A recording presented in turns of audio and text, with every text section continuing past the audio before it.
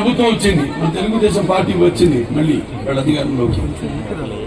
ఇప్పుడు ఇవాళ ఈ యొక్క సర్టిఫికెట్ల పంపిణీ జరిగింది, చాలా సంతోషం. ఇప్పుడు కలెక్టర్ గారు కూడా చెప్పారు, చేతన్ గారు, ఆ వివరాలన్నీ ఏంటంటే పొజిషనల్ సర్టిఫికేట్ తో మీరు బ్యాంకులకు వెళ్ళి మరి లోన్లు తెచ్చుకుని మీ ఉపాధి కోసం, చేనేత మగ్గాల కోసం అయితేనేమి, లేకపోతే జీవనోపాధి కోసం ఏది కావాలంటే అది మీరు స్టార్ట్అప్ ఏం కావాలంటే మీరు చేసుకోవచ్చు.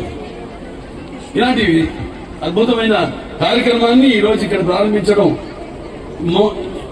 రాష్ట్రంలోనే ఇక్కడి నుంచి ప్రారంభించడం అనేది నేను చెప్పాను ఇందాక నాన్నగారని. చంద్రబాబు నాయుడు గారు కూడా మన హిందూపురం ఉంటే చాలా ఆయన గుండెకి ఎంతో దగ్గర.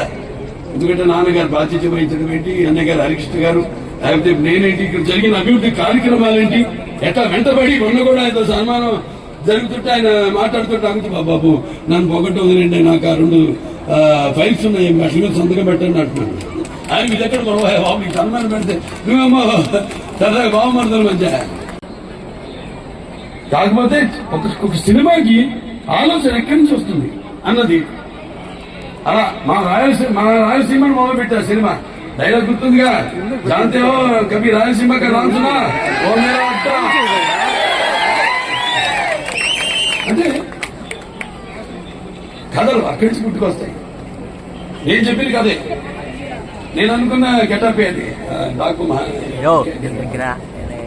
మీరు అన్ని ప్రతి సినిమా, నా సినిమాలో సందేశం ఉంది, సందేశం లేకుండా ఉండదు నా సినిమా. ముందు మిమ్మల్ని దృష్టిలో పెట్టుకుంటాను, మీకు నేనేమిస్తున్నాను, నేనేం అందిస్తున్నాను.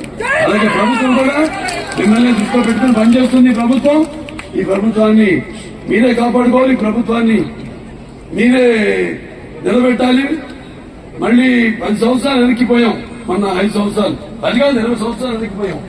ఇవాళ మళ్ళీ తరగతిలోనే 10 సంవత్సరాలని పూర్తి చేస్తారు మన చంద్రబాబు నాయుడు గారు.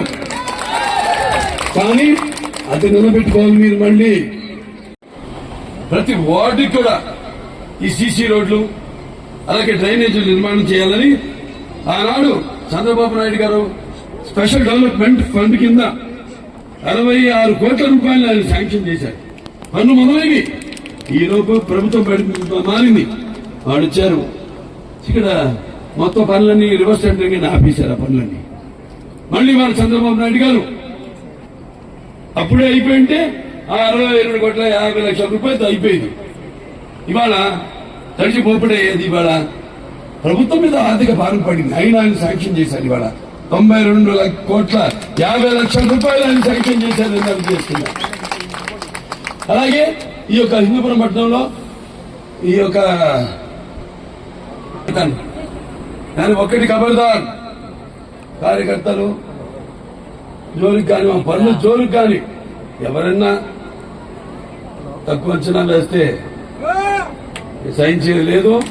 అభివృద్ధి పథకం మీరు కూడా దయచేసి పాలు పంచుకోండి. ఇందులో పాలు పంచుకుని మీరు కూడా ఆ ఫలితాన్ని పొందండి, చేసే అభివృద్ధి ఫలితాలను పొందండి. అంతేగాని మేము చేస్తాం, పార్టీలకు అతీతంగా చేస్తాం అన్ని పనులు. ఈ పార్టీ ఆ పార్టీ అని కాదు, ఎవరు బాధితులో వాళ్ళందరూ కూడా వాళ్ళకి కావాల్సిన సకల సదుపాయాలు సమకూరుస్తున్నాం. అందుకే నా ఖబర్దారని అంతే.